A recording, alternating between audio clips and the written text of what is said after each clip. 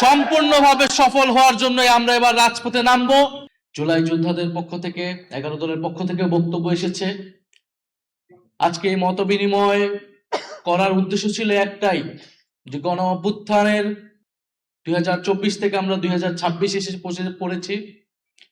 আর কিছু কয়েক মাস পরে হয়তো 2 বছর বর্ষপূর্তি হবে, কিন্তু গণ অভ্যুত্থানের এতগুলো সময় পরেও, এতদিন পরেও আমরা সবাই এক জায়গাতে আছি।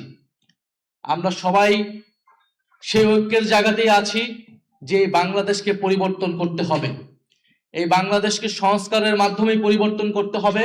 এবং এই পরিবর্তনের পথে প্রধান বাধা হয়ে দাঁড়িয়েছে বর্তমান বাংলাদেশের সরকার, বিএনপির সরকার বাধা হয়ে দাঁড়িয়েছে, সেটা সকলের মুখ থেকে এসেছে। আমরা শহীদ পরিবারদেরকে মনে করি বাংলাদেশের জনগণের সম্পদ। তারা জুলাই যোদ্ধারা বাংলাদেশের জনগণকে প্রতিনিধিত্ব করে। আমরা শহীদ পরিবার এবং জুলাই যোদ্ধাদের নিয়ে কোনো রাজনীতি কখনোই করতে চাই নাই, কখনোই করব না। কিন্তু জুলাই শহীদ, জুলাই যোদ্ধাদেরকে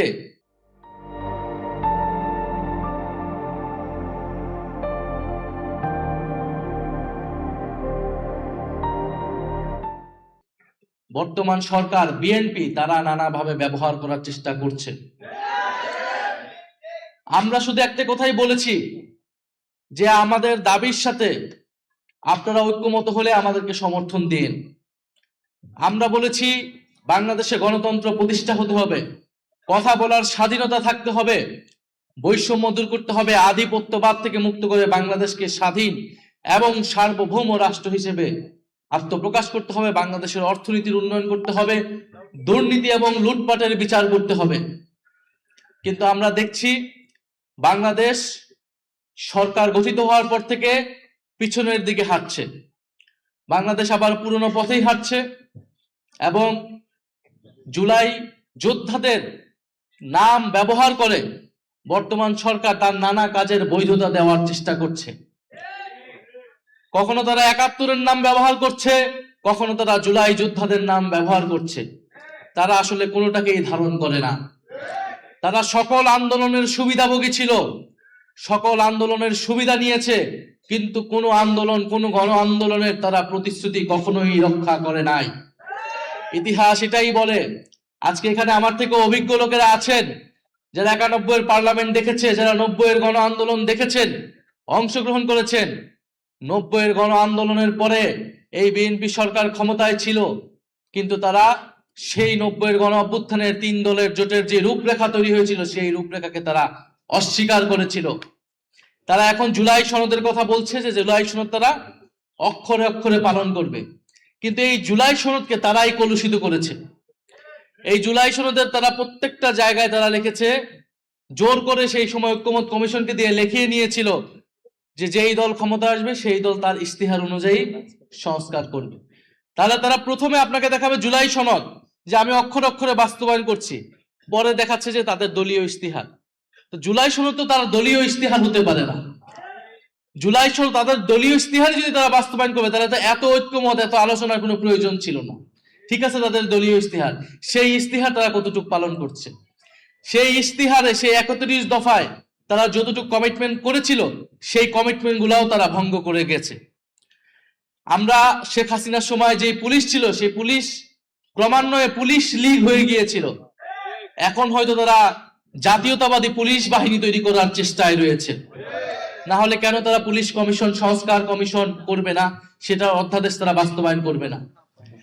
শেখ হাসিনার সময় আমরা বিচার বিভাগ দেখেছি কিভাবে দলীয়করণ হয়েছিল, ফলে বিচারপতিদেরকে নিরপেক্ষভাবে নিয়োগ দিতে হবে, সেই অধ্যাদেশটাকে তারা বাতিল করে দিয়েছে।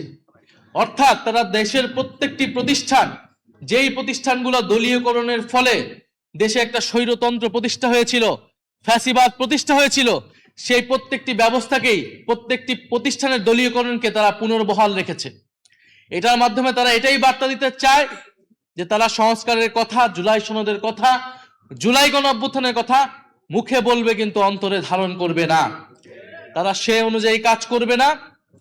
ফলে বৈষম্যহীন বাংলাদেশ, সংস্কারের বাংলাদেশের পথে আমাদেরকে আবার ঐক্যবদ্ধ হতে হচ্ছে। আমরা আপনাদের প্রতি কৃতজ্ঞতা জানাই, ধন্যবাদ জানাই। আপনারা অলরেডি মাঠে নেমেছেন, আপনারা অলরেডি কথা বলছেন। ঢাকা বিশ্ববিদ্যালয়ে আমাদের কিছু ভাইয়েরা অনশন করেছে দীর্ঘ কয়েক ঘন্টা এই গণভোটের গণরায়কে বাস্তবায়ন করার জন্য। আমরা 72 ঘন্টা তারা যারা অনশন করেছে তাদের প্রতি কৃতজ্ঞতা জানাই। আমরা আশা করেছিলাম যে সরকার দল সেখানে যে উপস্থিত হবে, তাদেরকে আশ্বস্ত করবে, কিন্তু আমরা দেখেছি তারা যায়নি। আমরা তাদেরকে ধিক্কার জানাই যারা সংবিধান সংস্কার পরিষদের শপথ নিল না, যারা এই অধ্যাদেশগুলোকে বাতিল করে দিল। এখন আজকে করণীয় ঠিক করার জন্য এই মত বিনিময় সভার আয়োজন ছিল। আমার মনে হয় করণীয় আমরা ঠিক করতে পেরেছি কিনা? আমাদের গণ আন্দোলনের প্রস্তুতি নিতে হবে।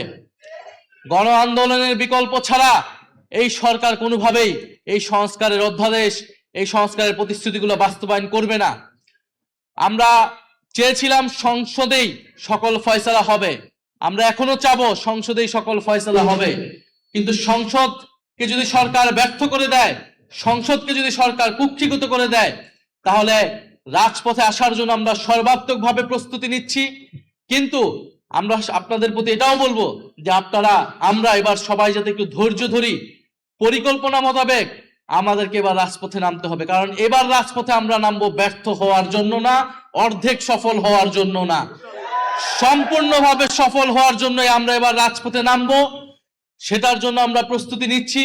শহীদ পরিবার, আহত যোদ্ধা, জুলাই যোদ্ধা যারা রয়েছেন, আমরা হয়তো অন্তর্বর্তী সরকারের সময় আপনাদের পাশে সম্পূর্ণভাবে দাঁড়াতে পারি নাই, কিন্তু তারপরে আমরা চেষ্টা করেছি সর্বাত্মকভাবে। আমরা এই সরকার জুলাই যোদ্ধাদের পক্ষে বড় বড় কথা বলে, আমরা আগে দেখতে চাই তারা অন্তর্বর্তী সরকার থেকে কি বেশি করতেছে জুলাই যোদ্ধাদের জন্য, সংস্কারের জন্য তারা কি বেশি করতেছে। জুলাই অধিদপ্তর সেটা অন্তর্বর্তী সরকারের সময় করা হয়েছিল, জুলাই শহীদ স্মৃতি ফাউন্ডেশন যারা অন্তর্বর্তী সরকারের সময় করা হয়েছিল, সবগুলা জিনিস অন্তর্বর্তী সরকারের সময় তারা সেগুলাকেই কিছুটা বাস্তবায়ন করার চেষ্টা করছে। অনেক জায়গায় সেগুলাতেও তাদের অনীহা দেখা যাচ্ছে। ফলে আপনাদের প্রতি আহ্বান থাকবে, অনুরোধ থাকবে, আমরা আবারও প্রস্তুতি নিচ্ছি, আমরা আবারও ঐক্যবদ্ধ আছি। আমাদের দল মত নির্বিশেষে, এটা কোনো দলের বিষয় না, এটা কোনো জোটের বিষয় না, এটা বাংলাদেশকে রক্ষা করার বিষয়, জুলাই গণ অভ্যুত্থানকে রক্ষা করার বিষয়, জুলাই শহীদদেরকে তাদের যে রক্ত, সেই রক্ত যাতে ব্যর্থ না হয় সেই উদ্যোগের বিষয়। এটার জন্য আমরা সবাই ঐক্যবদ্ধভাবে থাকবো।